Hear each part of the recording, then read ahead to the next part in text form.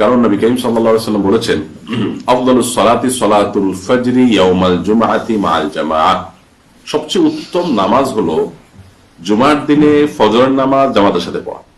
জুমার দিনের গুরুত্ব এতই বেশি যে এদিনের বিধিবিধান, এদিনের করণীয় এবং তাৎপর্য, স্পেশালিটি নিয়ে আল্লাহ রাব্বুল আলামিন সূরা জুমায় ডিটেইল আলোচনা করেছেন। বৃহস্পতিবার দিবাগত রাত থেকেই কিন্তু আমাদের দরুদের আমলটা শুরু হয়ে যাবে। কে কে পড়েছি আমরা জুমার দিন উপলক্ষে দরুদ? গত সন্ধ্যা থেকে হয়েছে কারোর? আরব ভাই হয়েছে, ভাই হয়েছে, আর কোন ভাই? নামাজে না, নামাজেরটা আবার চালাই দেন না এখানে। আচ্ছা, আলহামদুলিল্লাহ আমি পড়েছি। আমি সবসময় চেষ্টা করি বাচ্চাদের, ড্রাইভার সাহেবের, অফিসের, বাসার লোকজনের সবাইকে স্মরণ করার। আমরা এখন থেকেই আমলটা চালু করে ফেলবো ইনশাআল্লাহ। এটা তো কোনো কষ্টের আমল না, তাই না ভাই? শুধু একটু জানার বিষয়, আমরা একটু জানলে, একটু সতর্ক থাকলে করতে পারি। দুরূদ পাঠের সবচেয়ে বড় সিজন, সবচেয়ে গুরুত্বপূর্ণ মৌসুম হলো জুমার দিন, শুক্রবার। তাহলে বৃহস্পতিবার সন্ধ্যায় সূর্য ডোবার পর থেকে যখন একটু সুযোগ হবে দুরূদ পড়েন, রাতভর, দিনভর, যত বেশি সম্ভব দুরূদ পড়েন। তবে সংখ্যা বাড়াতে গিয়ে যেন কোয়ালিটি নষ্ট না হয়, খুব সুন্দর করে আল্লাহুম্মা সাল্লি আলা মুহাম্মাদ ওয়া আলা আলি মুহাম্মাদ কামা সাল্লাইতা আলা ইব্রাহিম ওয়া আলা আলি ইব্রাহিম ইন্নাকা হামিদুম মাজিদ। আল্লাহুম্মা বারিক আলা মুহাম্মাদ ওয়া আলা আলি মুহাম্মাদ কামা বারাকতা আলা ইব্রাহিম ওয়া আলা আলি ইব্রাহিম ইন্নাকা হামিদুম মাজিদ। বাস, এটা হলো সবচেয়ে বড় এবং সবচেয়ে শ্রেষ্ঠ দুরূদ। আপনি যদি সবচেয়ে ছোট দুরূদ পড়তে চান, সাল্লাল্লাহু আলাইহি সাল্লাম পড়েন, আল্লাহুম্মা সাল্লি আলা মুহাম্মাদ ওয়া আলা আলি মুহাম্মাদ, এটুকু পড়েন, এটুকু দুরূদ কমপ্লিট হয়ে যায়। কিন্তু সবচেয়ে শ্রেষ্ঠ হয়, সবচেয়ে উত্তম হয় হলো এই দুরূদ ইব্রাহিম পাঠ করলে। তাহলে প্রত্যেক জুমায় আমরা আমাদের পরিবারের সদস্যদেরকে স্মরণ করিয়ে দিব, নিজেরা করবো ইনশাআল্লাহ জুমার দিনে খুব বেশি বেশি দুরূদ। ঠিক আছে না ইনশাআল্লাহ? এই আলোচনা ফাঁকে ফাঁকেও কিন্তু পড়ে ফেলা যেত 2-4 বার, তাই না? আল্লাহ তাআলা আমাদেরকে তৌফিক দান করুন। তাহলে দুইটা আমল গেল, জুমার দিনে জুমার নামাজ সবচেয়ে ইম্পর্টেন্ট, আর বেশি পরিমাণে করার নির্দেশ হলো দুরূদ। এখানে একটা ইন্টারেস্টিং বিষয় আছে, কোরআন এবং হাদিসে কিন্তু কোনো আমল পরিমাণে বেশি করতে বলা হয়নি, পরিমাণে বেশি করতে বলা হয়নি। আপনারা জার্মানিতে আছেন, জার্মানের যে সুখ্যাতি, জার্মানিদের যে সারা বিশ্বে তাদের যে একটা ইমেজ, গুড ইমেজ, এটা মূলত কিসের কারণে?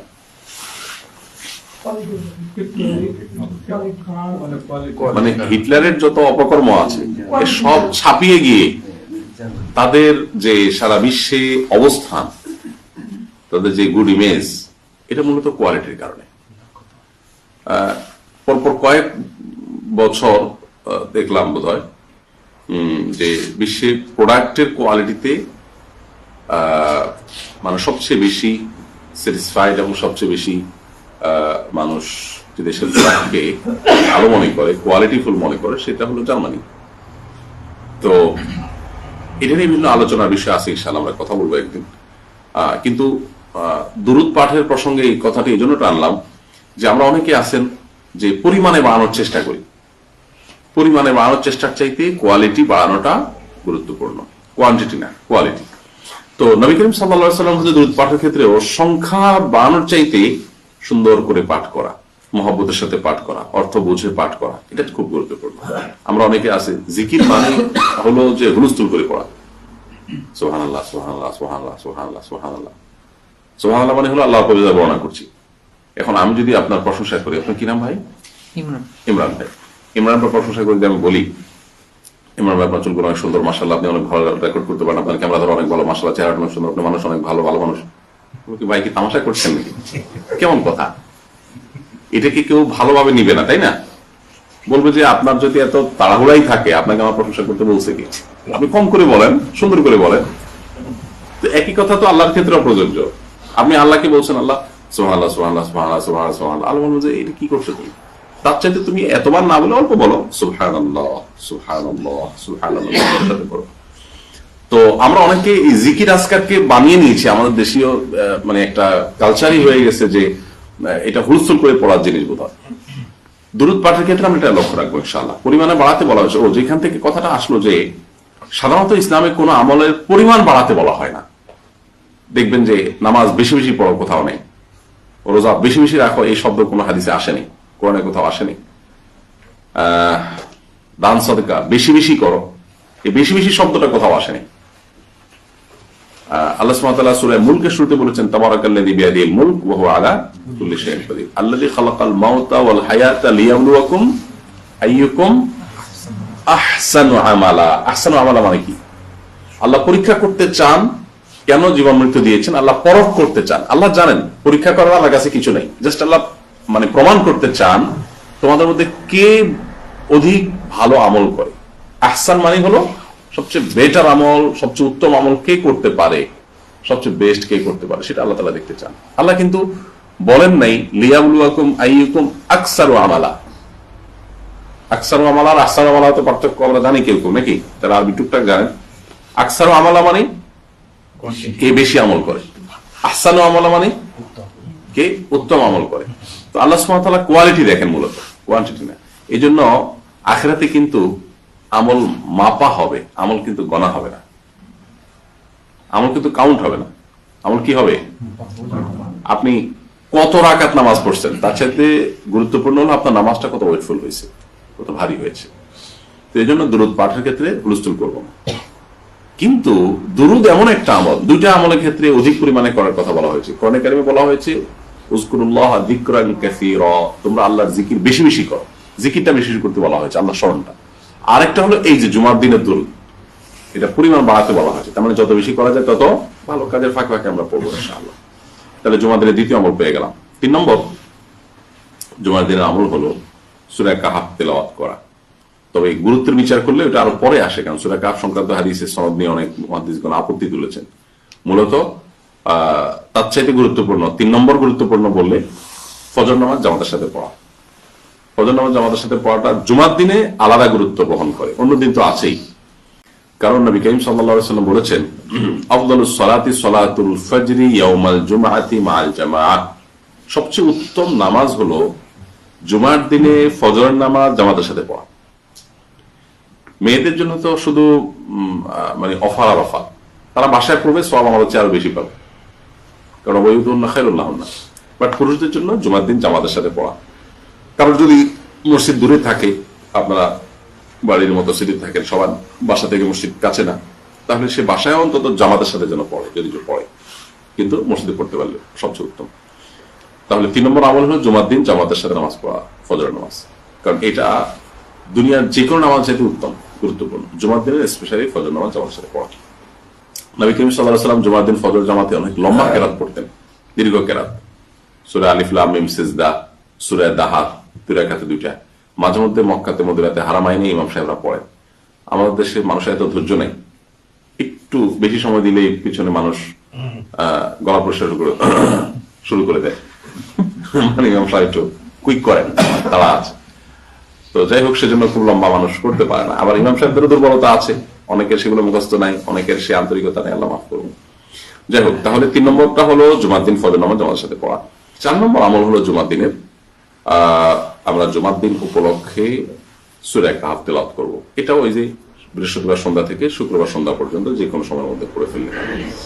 অনেকে শুনেন, শোনার কথা এখানে বলা হয়নি, হাদিসে তেলাওয়াত করতে বলা হয়েছে। সো তেলাওয়াত করার চেষ্টা করতে হবে। হ্যাঁ, আপনি তেলাওয়াত করতে পারেন না, শিখে ফেলেন, আস্তে আস্তে এক সময় আপনি নিজে করবেন। আচ্ছা, এরপর আরেকটা আমল হলো জুমার দিনের ভালো করে গোসল করা, উত্তম পোশাক পরা, সুগন্ধি ব্যবহার করা, মিসওয়াক করা, এগুলো সবগুলো জুমার দিনের আমল। আর একটা স্পেশাল বিষয় হলো জুমার দিন একটা সময় দোয়া কবুল হয়। সেই সময়টা কখন হাদিসে বলা হয়নি, এই জন্য বেশি বেশি করে চলতে ফিরতে উঠতে বসতে মনে মনে আল্লাহর কাছে দোয়া করা দরকার। বিশেষভাবে অনেক ওলামা ইকরাম বলেছেন আসর থেকে মাগরিব এই সময়টাতে দোয়া বেশি কবুল হয়।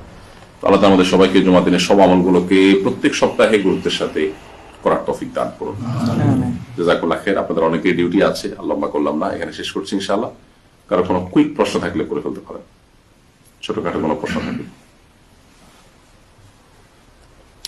আছে? কোন প্রশ্ন?